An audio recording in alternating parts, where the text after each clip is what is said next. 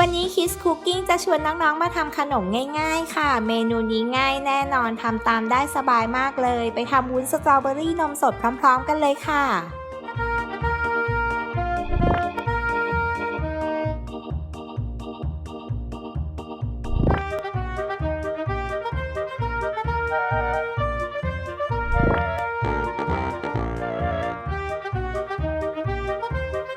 ก่อนอื่นเราจะนำนมสดรสหวานไปต้มให้อุ่นกันก่อนนะคะ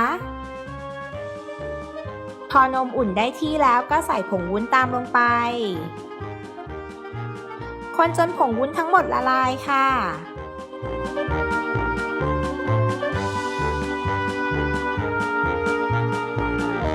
จากนั้นก็ปิดไฟแล้วก็ยกลงจากเตาได้เลย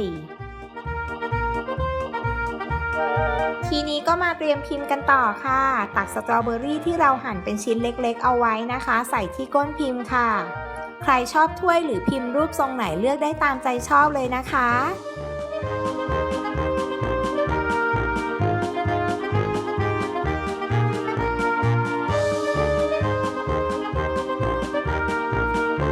จากนั้นก็นำตัวนมสดที่เราต้มพร้อมกับผงวุ้นใส่ลงไปในพิมพ์ค่ะ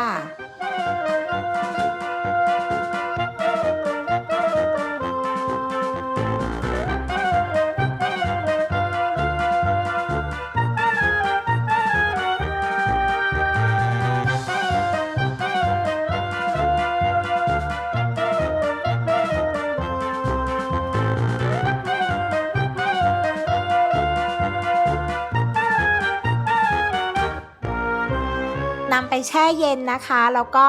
รอจนวุ้นเซ็ตตัวพอวุ้นเซ็ตตัวดีแล้วนะคะก็พร้อมเสิร์ฟได้เลย